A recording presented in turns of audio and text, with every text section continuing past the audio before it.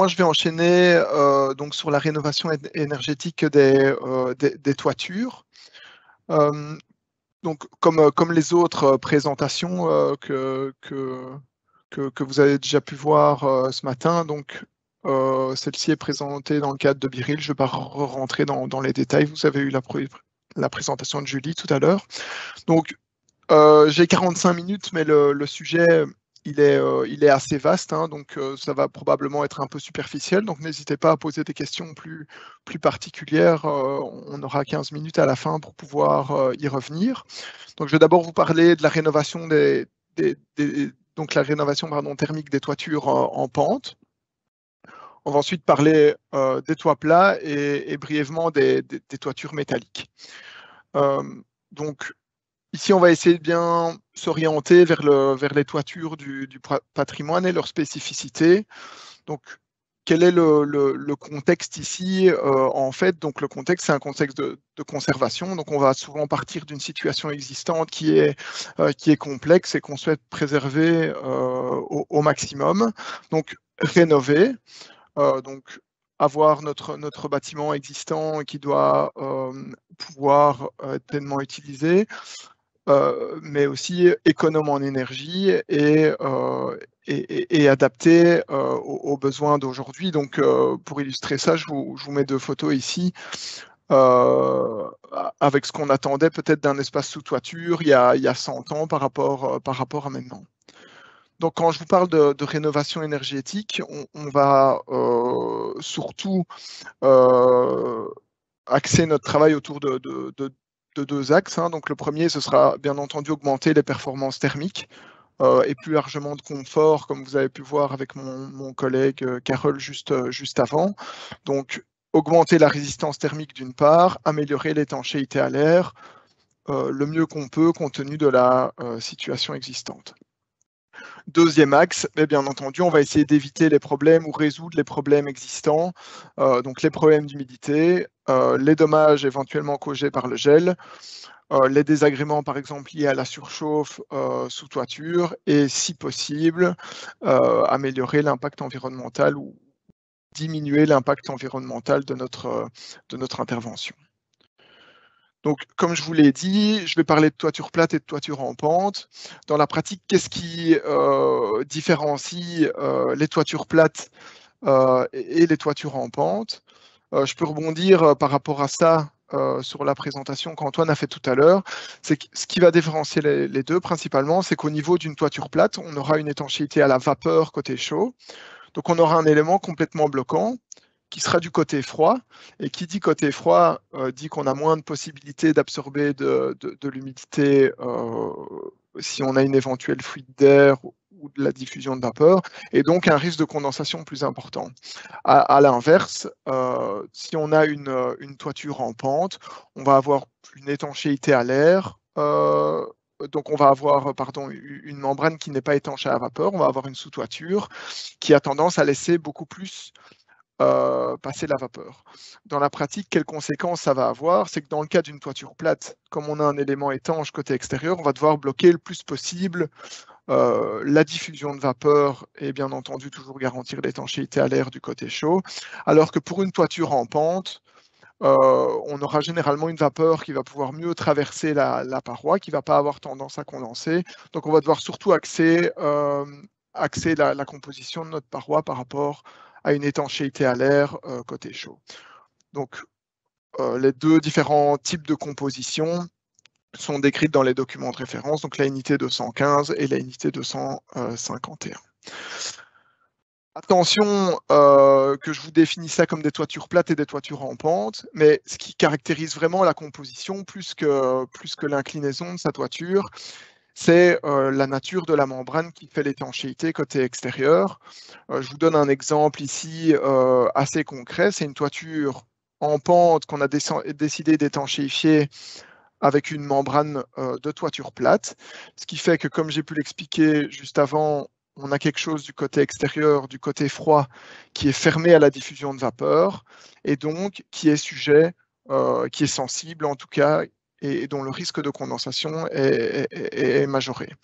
Donc, on le voit ici, plus que la pente de la toiture, ce qui va déterminer si on se tourne vers un complexe de toiture plate ou de toiture à versant, ça va être la nature de la couche qui se trouve du côté extérieur de la paroi. Donc, pour ce qui est des toitures métalliques, en fait, en fonction de la manière dont on va construire notre complexe de toiture, on va se trouver dans une situation ou dans l'autre. Donc, si on prévoit une ventilation sous notre en fait, couverture métallique, ben, on va pouvoir avoir de l'air extérieur qui va circuler et on aura donc une diffusion de vapeur qui va pouvoir se faire dans la mesure où du coup on va avoir cette circulation d'air sous les pannes métalliques. Malheureusement, cette circulation d'air va donc nécessiter qu'on mette une sous-toiture juste en dessous, donc celle qui est numérotée 2 représentée en vert dans l'image ici dessus. Qui dit sous-toiture dit pente minimale à respecter, donc vous allez pouvoir les retrouver dans les fiches techniques des fabricants, mais on parlera généralement d'une pente de l'ordre de 10%, ça dépendra d'un produit à l'autre. Si on a une pente inférieure à 10%, on ne pourra malheureusement pas généralement compter sur une sous-toiture pour assurer l'étanchéité, et donc, ou en tout cas donc, pour assurer donc l'évacuation des condensats qu'on va retrouver au dos de la toiture métallique. Et donc, on va devoir se tourner vers un système qui ne peut pas être sujet à condensation. Et donc considérer notre toiture métallique au final un peu comme une toiture plate, et donc avec quelque chose de complètement étanche du côté extérieur. Voilà pour l'introduction. Je vais maintenant passer plus en détail pour ce qui est des toitures en pente. Donc, je ferai souvent référence aux documents de référence sur le côté de mon écran. Généralement, quand j'en parle, j'ai mis un petit QR code ici que vous pouvez scanner avec votre smartphone pour pouvoir directement avoir le lien vers notre site internet. Donc, quels sont les risques quand on va isoler ou rénover une toiture en pente? C'est qu'en fonction de l'isolation thermique qu'on va apporter, on va avoir tendance, d'ailleurs comme Antoine a pu vous l'expliquer également tout à l'heure, à diminuer la température de la paroi extérieure dans la mesure où elle sera moins réchauffée par le climat intérieur. C'est exactement ce qu'on essaye de faire.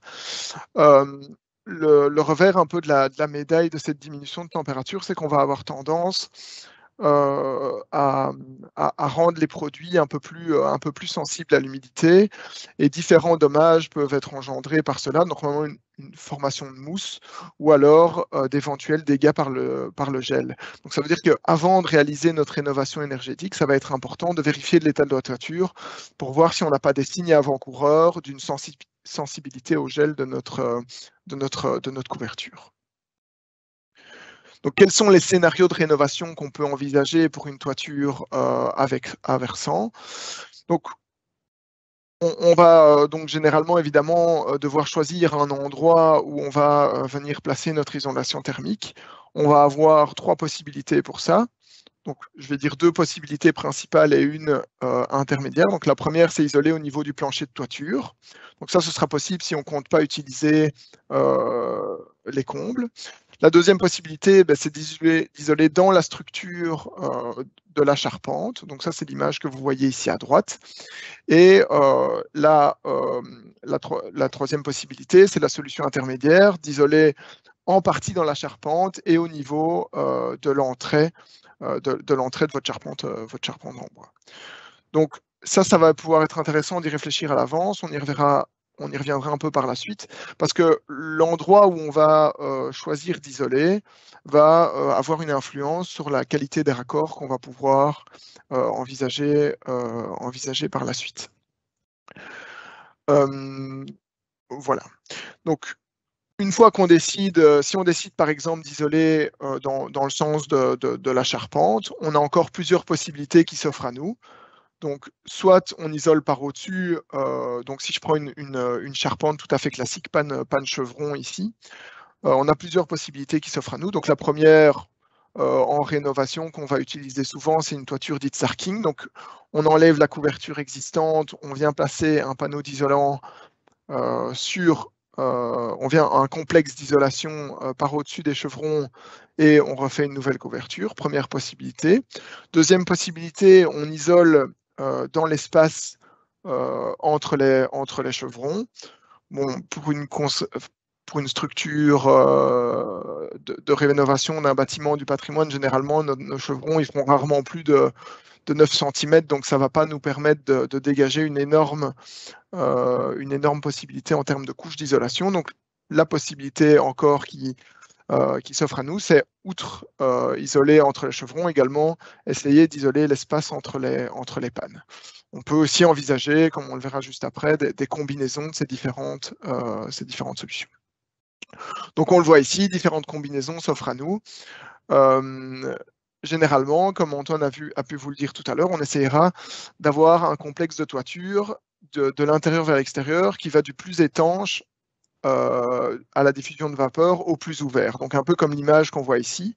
Si on doit mettre 2 couches d'isolation qui ont une résistance à la diffusion de vapeur différente, on va essayer de faire comme on le fait ici, c'est-à-dire de mettre d'abord la couche la plus étanche et par au-dessus la couche la plus ouverte. Si on ne peut pas le faire, donc par exemple si on vient faire une toiture Serking où on a généralement besoin de panneaux d'isolation rigides, on peut aussi se tourner vers des panneaux d'isolation fibreux, mais j'y reviendrai si vous avez des questions sur le sujet.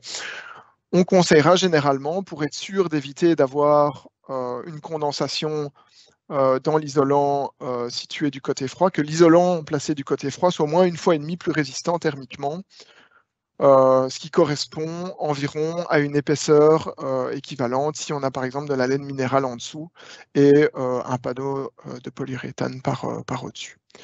Voilà. Donc quels sont pour les principes, d'abord, comment est-ce qu'on va choisir notre matériau isolant?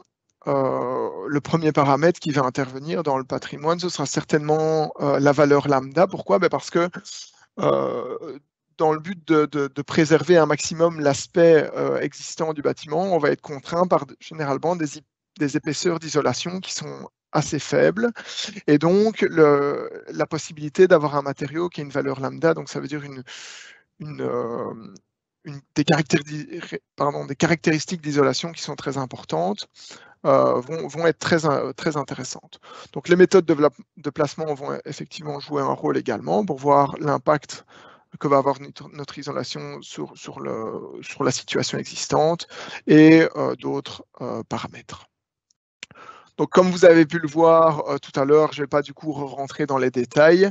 On a différentes possibilités de migration de vapeur dans notre paroi. Je propose donc de continuer vu que mon collègue a très bien expliqué ça tout à l'heure. Important quand même de spécifier un peu la particularité de ce qu'on va attendre pour les différentes couches d'une toiture versante. Donc c'est d'avoir une sous-toiture qui est ouverte à la diffusion de vapeur, mais le plus possible étanche au vent pour limiter les circulations d'air dans l'isolant, et un pare-vapeur situé du côté chaud qui va être tout autant isolant, étanche à la vapeur et à l'air. En tout cas, suffisamment étanche à la vapeur et certainement étanche à l'air. Donc, comment est-ce que on va réfléchir nos raccords? Donc, nos raccords, ça va être primordial de bien les réfléchir parce que, comme on a pu le voir dans les deux exposés qui ont précédé le mien, la qualité de notre étanchéité à l'air va avoir une influence certaine sur le confort et sur le bon fonctionnement de notre bâtiment. Une photo ici qui illustre un peu un raccord malheureux, notamment sur l'étanchéité à l'air lors de la pose de fenêtres de toit, ici sur une toiture d'une maison, d'une vieille maison. Donc on voit un problème au niveau effectivement des fenêtres de toit, donc probablement des problèmes de fuite d'air, également au niveau de la rive à droite, probablement des fuites d'air également. Donc ça va valoir la peine d'essayer avant notre chantier, de réfléchir le plus possible aux raccords qui peuvent poser problème et à l'importance de l'étanchéité à l'air qu'on doit y apporter. Donc, On va devoir bien entendu également essayer de le plus possible garantir une continuité de notre isolation thermique dans le but justement toujours de garantir le confort et d'améliorer les performances énergétiques de notre bâtiment. Idéalement, ce sera intéressant d'anticiper les différentes phases d'isolation de notre bâtiment si on compte ne pas isoler tout en une traite et principalement de réfléchir préalablement au raccord entre le toit et la façade parce que en fonction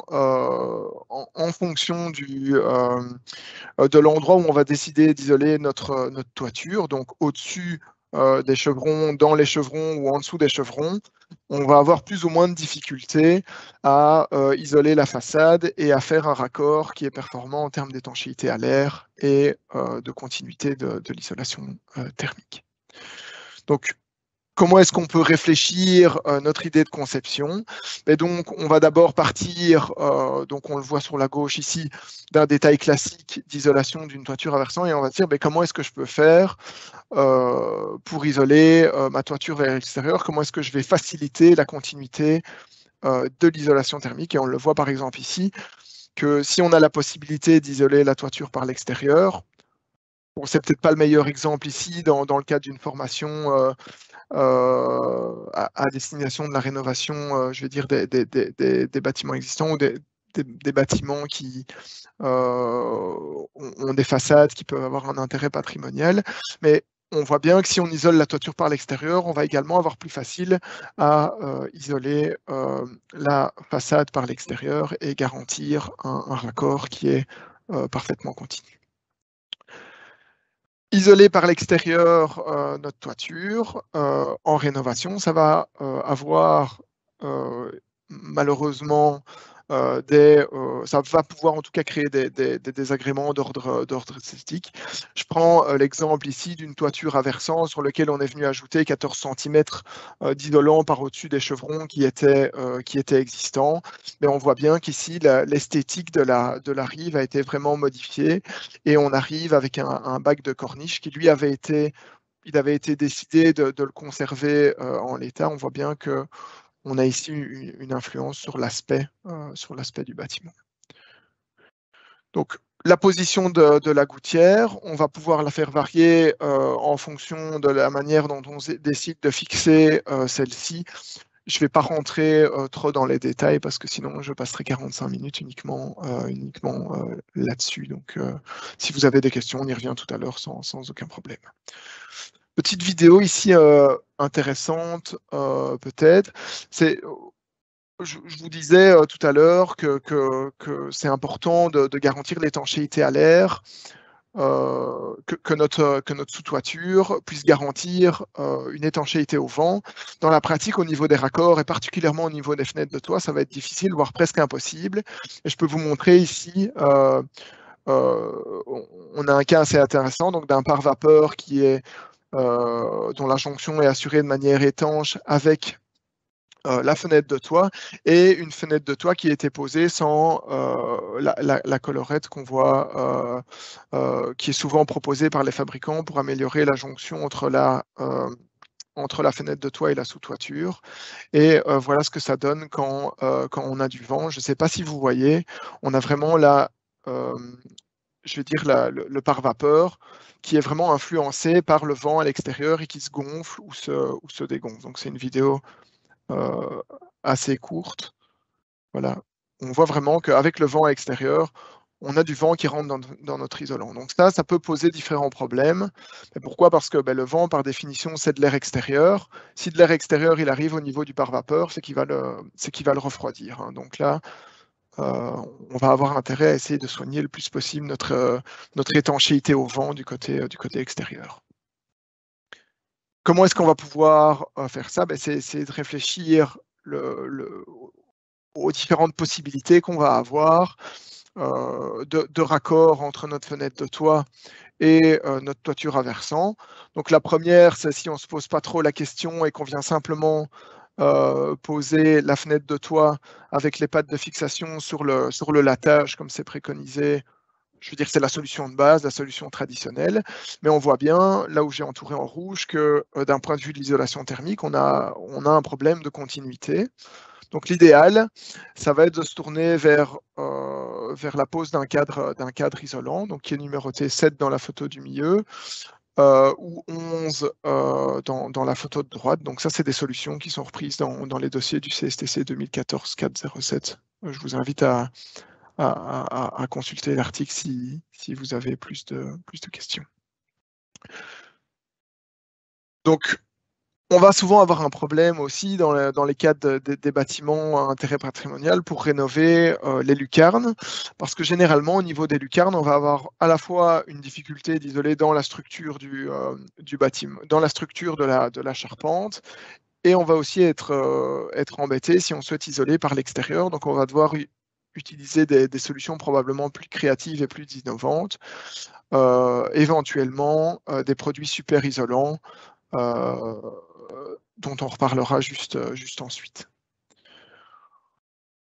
Avant d'isoler notre toiture à versant, on va avoir tout intérêt à analyser le plus possible la situation existante et on va pouvoir se poser différentes questions. Quelle est l'ambition qu'on va avoir pour l'isolation de notre toiture et de notre bâtiment de manière plus globale? Quel programme on va pouvoir prévoir? Donc, est-ce qu'on isole la toiture seule? Est-ce qu'on isole la toiture, la façade? Qu'est-ce qu'on fait au niveau des cheminées? J'en passe. Donc, qu'est-ce qu'on a comme climat intérieur? Donc, c'est clair que si on a un climat intérieur plus humide, je pense par exemple si on est venu installer une piscine intérieure dans une vieille grange, c'est clair qu'on ne va pas pouvoir faire la même chose que si on parle simplement d'aménagement de combles pour venir y mettre des chambres par exemple. Quel est l'état de la charpente, etc., etc. On va y revenir plus en détail. On va devoir aussi se poser la question des règlements d'urbanisme et notamment la possibilité de hauteur de toiture et des possibilités pour pouvoir remonter ou non le chéneau ou la gouttière, ce qui va avoir une influence certaine sur la facilité à réaliser nos jonctions d'isolation.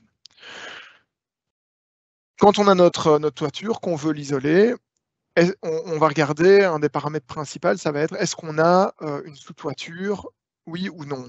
Donc Antoine vous en a parlé tout à l'heure, ça va être important d'avoir une sous-toiture, elle va nous aider. Si on a une sous-toiture, on pourra généralement isoler le long, donc entre la charpente du côté intérieur. Si on n'en a pas ou qu'elle est très endommagée, donc comme sur la photo de gauche ici, on va devoir trouver une autre solution. La meilleure, évidemment, ça va être de rénover la couverture, ce qui sera dans la pratique pas toujours évident d'un point de vue financier. On peut aussi avoir des problèmes où on a des sous-toitures qui sont existantes mais qui sont trop fermées à la diffusion de vapeur, dont on ne connaît pas les caractéristiques d'ouverture à la diffusion de vapeur, et donc qui risquent de poser problème si on vient isoler par en dessous. Un peu comme mon exemple tout à l'heure avec l'étanchéité de toiture plate qui a été posée sur une toiture à versant. Si on a une sous-toiture qui est trop fermée à la diffusion de vapeur, on va devoir compenser avec une étanchéité à la vapeur côté intérieur qui est beaucoup plus performante que ce qu'on a l'habitude de placer dans une toiture à versant. Donc une solution, si on ne peut pas toucher à la couverture extérieure, on l'a déjà évoqué tout à l'heure, c'est par exemple de venir poser une sous-toiture de substitution. Comme on l'a dit tout à l'heure, le raccord va être difficile au niveau du pied de versant. Ce sera mieux que rien. En tout cas, ça peut toujours être une bonne solution provisoire. En tout cas, à réfléchir. Donc, si on sait qu'on va changer notre couverture, je ne sais pas moi, 4-5 ans plus tard, ben, ça peut très bien faire l'affaire en attendant. On vient poser notre sous-toiture de substitution, on vient isoler par en dessous, ça nous permet de faire toutes nos finitions intérieures et ça nous laisse quelques années pour budgétiser le remplacement de la couverture extérieure. Donc, la question qui va se poser également, donc si on souhaite isoler par l'extérieur, c'est est-ce qu'un sarking est possible ou non. Donc pour ça, plusieurs questions à se poser. Deux principalement. Donc d'abord, est-ce que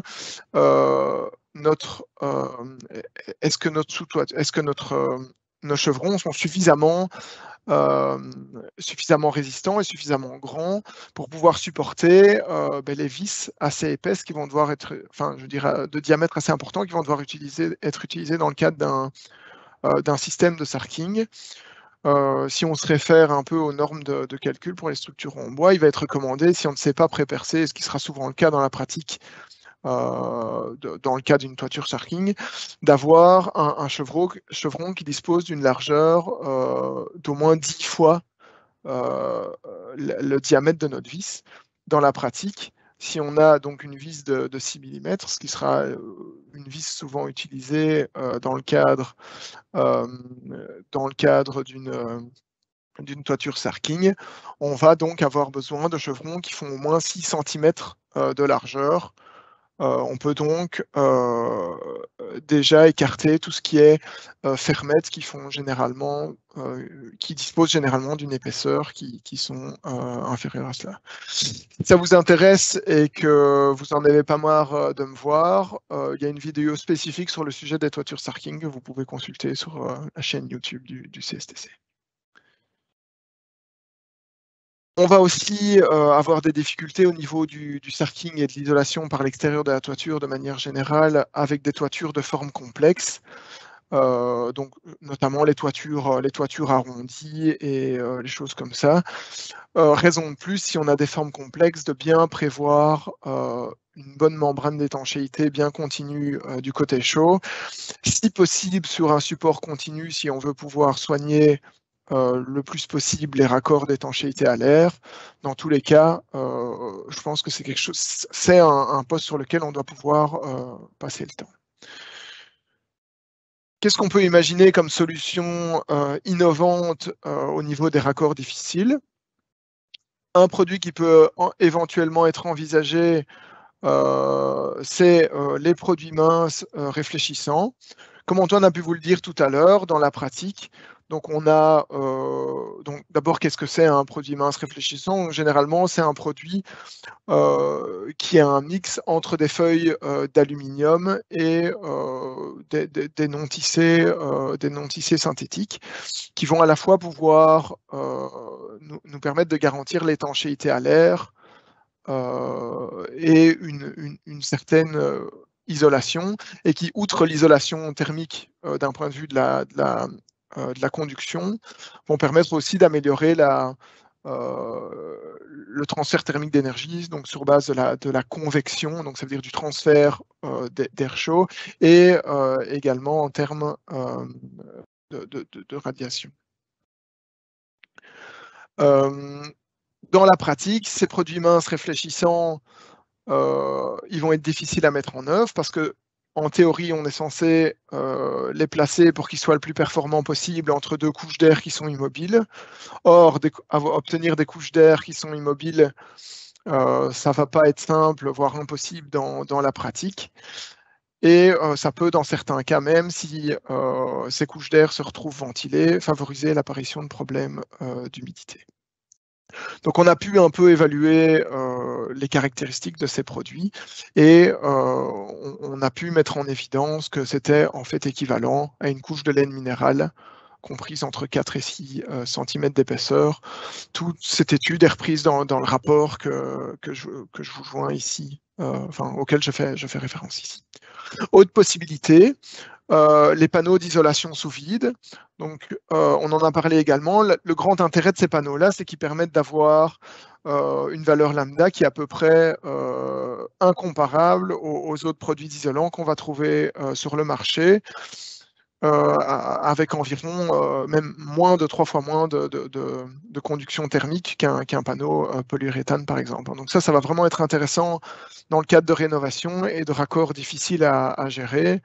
Maintenant, c'est clair que on ne va pas pouvoir généralement appliquer ça sur des très grandes surfaces, dans la mesure où les Bon, les prix non plus ne sont pas les plus démocratiques, mais d'un point de vue très local pour gérer des raccords, notamment avec des menuiseries existantes, ça va pouvoir nous permettre de sensiblement diminuer l'épaisseur d'isolation pour un même niveau thermique. Dernière possibilité qui s'offre à nous d'un point de vue des produits isolants, c'est ce qu'on appelle l'aérogel.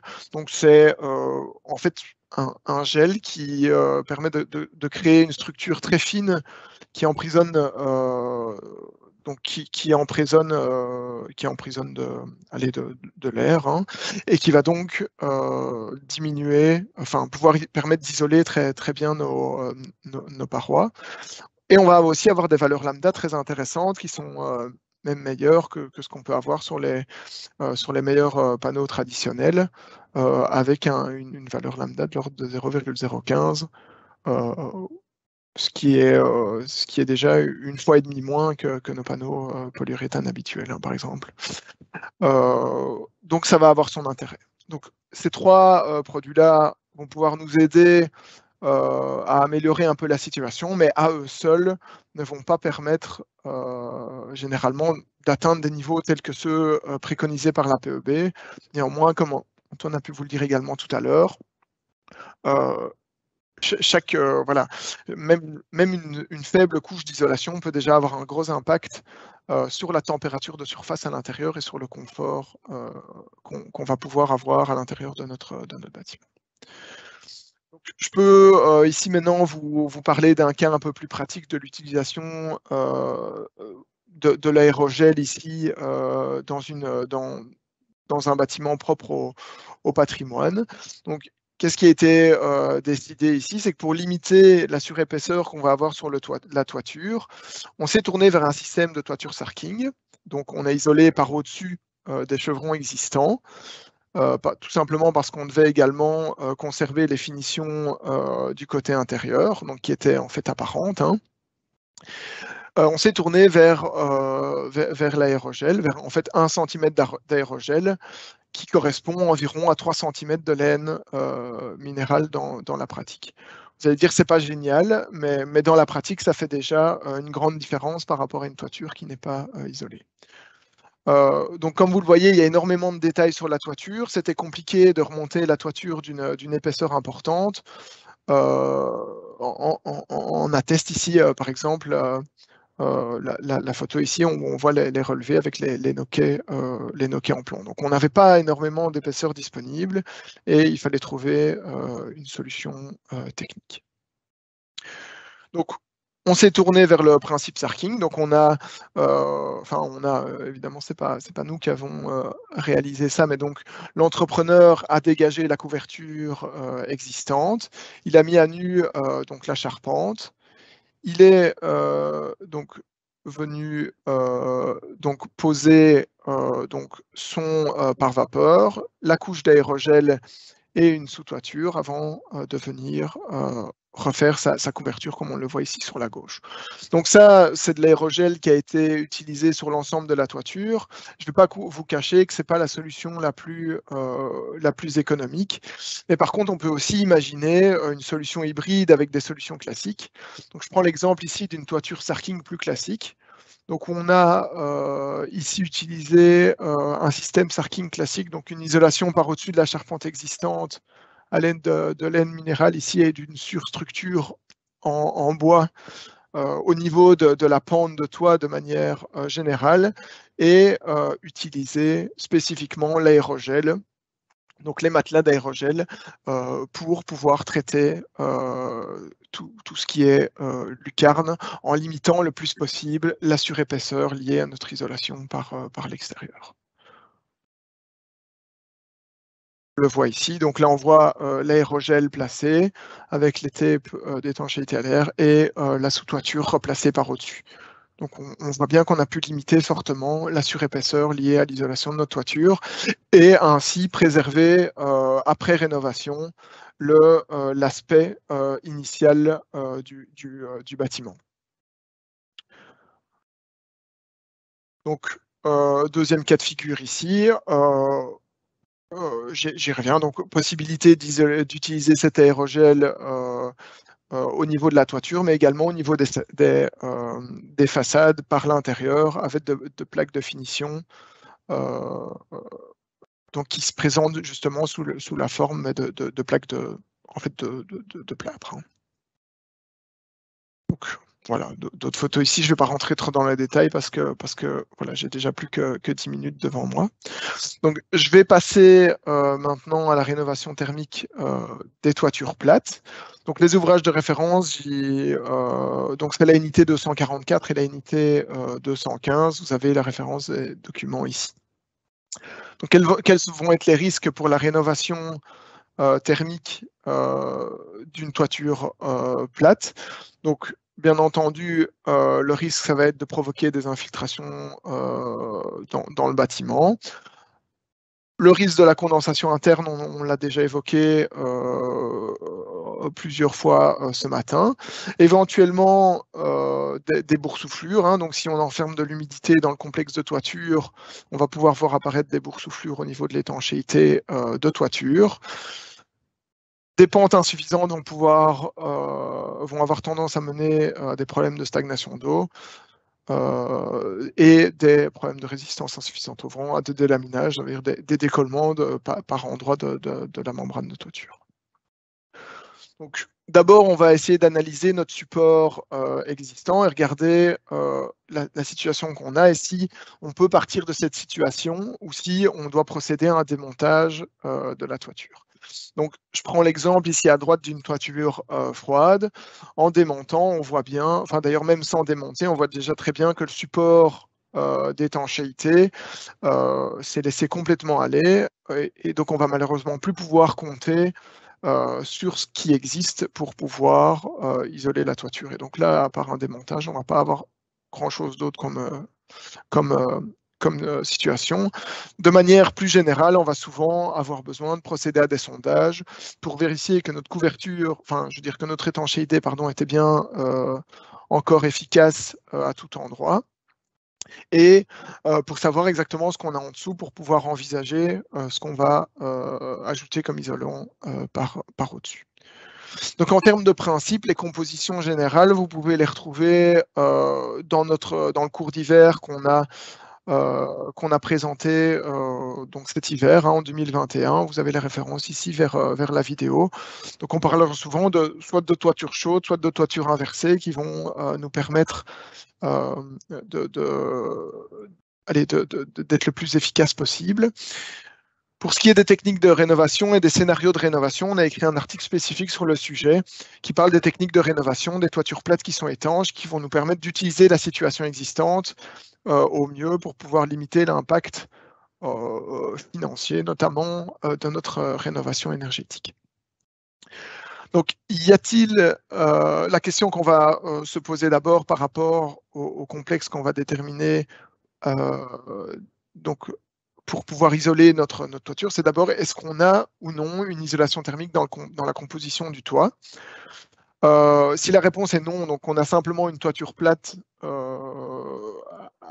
structure en béton, en bois ou autre, qui n'a pas d'isolation thermique, on va avoir deux possibilités qui vont s'offrir à nous en fonction de l'état de l'étanchéité actuelle.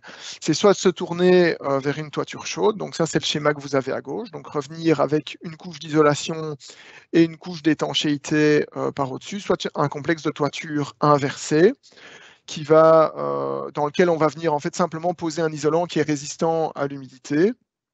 Ça peut être par exemple du verre cellulaire ou de l'XPS. Ce sera généralement vers ce type de produit qu'on se tournera et qu'on va simplement venir poser sur la toiture en les lestant.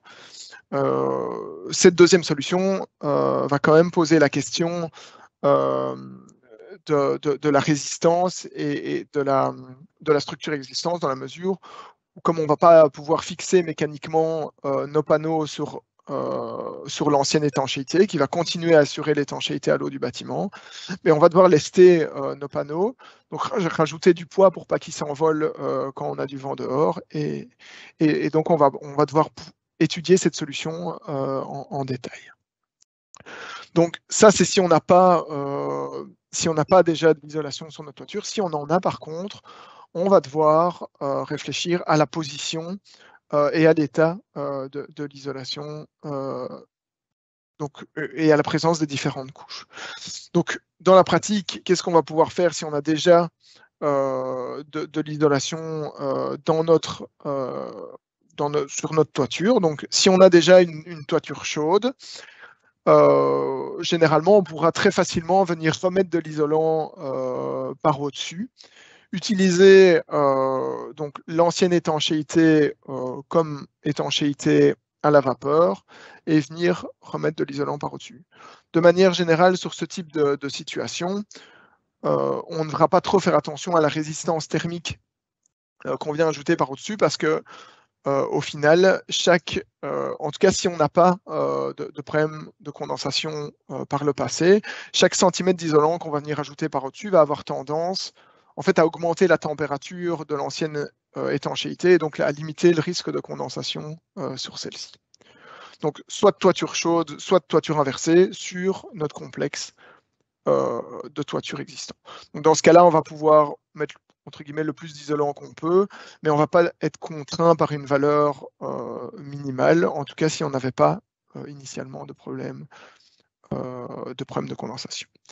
Si maintenant on parle d'une toiture qui était isolée, mais dans la structure de la toiture, on aura généralement là un isolant qui est donc on n'aura pas les couches qu'on avait initialement et qui ferment la diffusion de vapeur par en dessous, ou en tout cas on ne pourra pas être sûr qu'elle fonctionne de manière efficace. Et là on recommandera d'isoler au moins une fois et demie plus que la couche d'isolation qui est déjà présente dans notre structure de toit. Si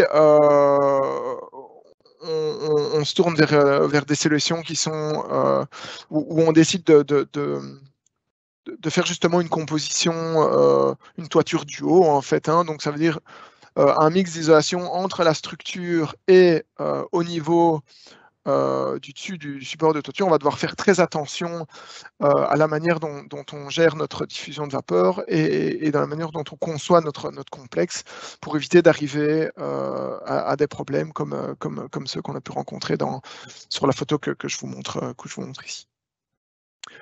Donc, la question de la rénovation énergétique de la toiture va souvent être accompagnée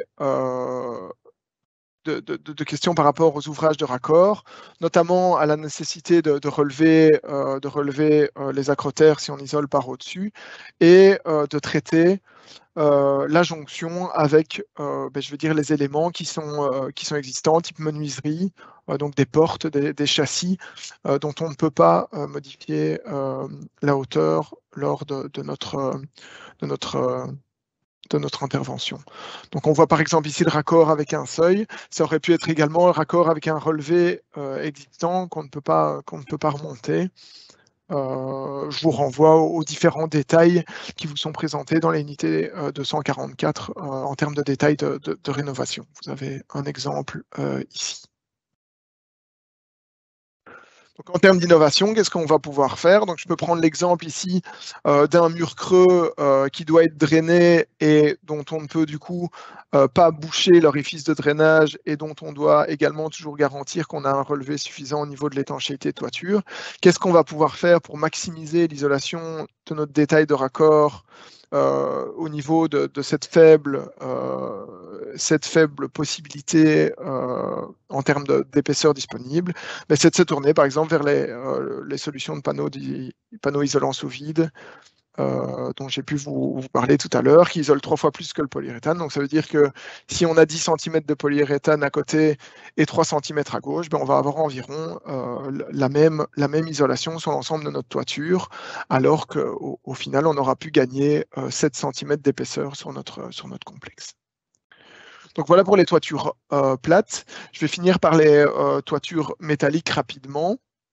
Comme j'ai pu vous le dire en introduction, en fait, en fonction de la situation, les toitures métalliques, on va se retrouver soit dans une situation qui se rapproche au final de la composition d'une toiture à versant, donc avec une structure qui est ouverte du côté extérieur, ouverte à la vapeur du côté extérieur, soit alors vers une toiture plate où on a une structure qui est fermée à la vapeur du côté extérieur, et en fonction de ça, on va se tourner vers différentes solutions. Donc, quels sont les risques d'abord par rapport, les risques spécifiques à une toiture métallique? Bien entendu, toujours les risques d'infiltration d'eau, les risques de condensation interne, hein, donc par défaut, notre couverture métallique, elle va être étanche à la diffusion de vapeur ou presque. Et donc, si on ne gère pas bien notre diffusion de vapeur, on a un gros risque d'avoir une condensation importante au-delà de celle-ci et des différentes dégradations. Donc, dégradation de la tôle en elle-même, par exemple si on parle du zinc ici, ou dégradation du bois qu'on peut trouver en dessous. Et également des problèmes liés à des fuites d'air. Donc ça, c'est les risques. Quels vont être les grands principes pour la conception de nos toitures? Je l'ai déjà évoqué en introduction. Je parle d'une inclinaison. Donc, en fonction de la pente de la toiture, on va avoir deux solutions qui s'offrent à nous. Donc, si on a une pente de la toiture qui est suffisamment faible pour permettre une évacuation des condensats par une sous-toiture, donc je vous parle ici de 14 degrés dans la pratique, dans la unité 266 sur les toitures métalliques, on parle d'une pente plutôt de 10 degrés. En fait, ce qui va déterminer cette pente minimale, c'est la capacité de la sous-toiture à rester étanche et la capacité de la sous-toiture à évacuer les condensats. Donc, disons que les 14 degrés qui sont ici, c'est une valeur dont on parlait avant, la 266, de la unité 266. J'ai oublié de changer le slide ici, j'avais changé celui en introduction. On parle plus généralement maintenant avec l'évolution des sous-toitures d'une pente de 10 degrés par défaut. Maintenant, c'est une valeur qu'on pourra toujours retrouver sur les fiches techniques des sous-toitures des fabricants. La pente minimale à laquelle la sous-toiture peut être garantie. Donc, si on est donc au-dessus de cette pente minimale garantie par les fabricants de sous-toiture, on peut se tourner vers un complexe de toiture métallique ventilé, ce qui aura l'avantage de pouvoir avoir un complexe qui est ouvert à la vapeur du côté extérieur, vu que notre sous-toiture est ouverte et qu'on ventile avec de l'air extérieur par au-dessus. Donc, ça veut dire qu'on enlève le désagrément de la présence de notre couverture étanche. Si par contre on est dans une situation où notre pente est trop faible que pour pouvoir évacuer les condensats par une sous-toiture, là on va devoir utiliser un complexe de toiture chaude qui s'assimile en fait complètement à un complexe de toiture chaude de toiture plate. Mais qui dit complexe de toiture plate dit étanchéité à la vapeur beaucoup plus restrictive. Donc en termes de scénario de rénovation, on va, voilà, comme j'ai pu vous le dire, se baser là-dessus pour envisager les solutions qu'on va envisager. Donc j'en ai terminé ici bon, évidemment, j'avais beaucoup de choses à dire en peu de temps. Donc sur les toitures en pente, les toitures plates et les toitures métalliques. Je reprends ici donc les différents documents de référence qui peuvent vous aider si vous devez intervenir sur ce type de toiture, sur la manière de concevoir votre complexe. Vous pouvez aussi vous aider donc de la base de données des détails constructifs qui se retrouvent sur notre site et sur le site normes.be, où vous trouverez différentes fiches, dont certaines adaptées à la rénovation, que vous pouvez retrouver tout simplement en fait en cliquant sur le petit mot-clé rénovation. Donc pour l'instant, on est encore en train de retravailler avec la publication du nouveau site du CSTC sur cet outil, mais il est déjà normalement opérationnel. Des informations complémentaires aussi, je vous renvoie bien entendu aux autres publications du CSTC également et sur différents sites que vous pouvez retrouver donc liés au patrimoine et j'en passe. Voilà, merci pour votre attention et je suis à l'écoute voilà, de vos questions. Merci beaucoup pour cette présentation, Damien. On a quelques questions. Par exemple, à partir de quelle pente parle-t-on de toiture plate, 10 degrés ou 10%? C'était un peu confus pour... J'ai peut-être 10%, je fais parfois cette erreur, mais c'est bien 10 degrés normalement. Mais comme je l'ai expliqué, en fait, la pente qui va qui va déterminer. Donc ça, c'est une valeur par défaut, celle que vous pouvez retrouver dans la NIT 266. Mais comme j'ai pu l'expliquer juste ensuite, c'est bien la pente minimale d'étanchéité, enfin de garantie de votre sous-toiture qui va déterminer si on se trouve dans une situation ou dans l'autre. Merci beaucoup. Une autre question sur les toitures en ardoise. Donc, on voit beaucoup de toitures en ardoise avec sous-toiture en bois. Peut-on isoler directement sous cette couche de bois? Mais disons qu'il faut que le bois soit adapté. Donc, si on a une sous-toiture rigide, voilà, moi, je ne vais pas faire l'apologie de certains fabricants, donc c'est des produits qu'on utilise beaucoup. On peut effectivement isoler directement sous cette couche de bois. Maintenant, on doit faire attention parce qu'on ne peut pas utiliser n'importe quel produit et on doit faire très attention à nos détails de couverture parce que le but de cette sous-toiture, par définition, enfin pas par définition, mais le but de cette sous-toiture, c'est d'évacuer une faible quantité de condensat ou une faible quantité de condensation, d'humidité qu'on va avoir de manière occasionnelle. Si maintenant on a des détails de toiture qui sont inadaptés et qui font qu'on reçoit beaucoup d'eau sur cette sous-toiture, le problème de la sous-toiture en bois, c'est qu'elle va être capillaire. Et je peux de nouveau rebondir sur ce qu'Antoine a dit tout à l'heure. Si on a un matériau qui est capillaire du côté extérieur, donc il en parlait pour les enduits, ça vaut aussi pour notre sous-toiture en bois ici. Si on reçoit trop d'eau du côté extérieur, ben, ça va en fait pomper dans le reste du complexe et pouvoir poser problème. Merci beaucoup. Une autre question. Peut-on poser le verre cellulaire en toiture inversée?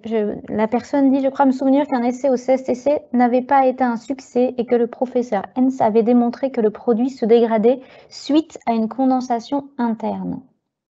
Oui, je me suis peut-être avancé là-dessus. Je vous avoue que je préfère pas. Enfin, je vous renvoie à la unité 215. Effectivement, de manière générale, c'est plutôt de l'XPS qu'on utilise dans ces conditions, d'autant plus que, comme j'ai pu le dire également, quand on se tourne vers des systèmes de toiture inversée, on a vraiment des fortes contraintes de poids, vu qu'on utilise une structure existante. Et donc, on va essayer d'utiliser le complexe de toiture le plus léger possible. Et donc, généralement, on ne se tournera pas vers le verre cellulaire. Mais voilà, je vous renvoie aux documents de référence qui sont certainement plus complets que moi et plus intelligents. Une autre question. Donc, on a mentionné que l'isolant côté froid doit être 1,5 fois plus résistant à la transition thermique par rapport au côté chaud. Ce qui distingue les deux, c'est une membrane d'étanchéité ou bien par vapeur?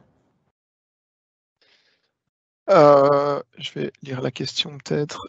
Donc, de manière générale, déjà, c'est l'isolant placé au-dessus qui doit idéalement être 1,5 fois plus résistant thermiquement. Donc, ça veut dire que je vais prendre le même isolant, ça va être plus facile à expliquer. Si j'ai 10 cm de laine minérale entre ma structure en bois, que j'ai un pare-vapeur plutôt douteux ou pas de pare-vapeur du tout en dessous de cette toiture, de cette isolation de 10 cm qui est dans ma structure en bois, mais en fait, le mieux, c'est de le négliger et de se dire que ce qui va assurer l'étanchéité à la vapeur, en tout cas la gestion de la diffusion de vapeur de notre complexe, c'est le pare-vapeur qu'on va venir ajouter sous l'isolation qu'on vient ajouter au-dessus.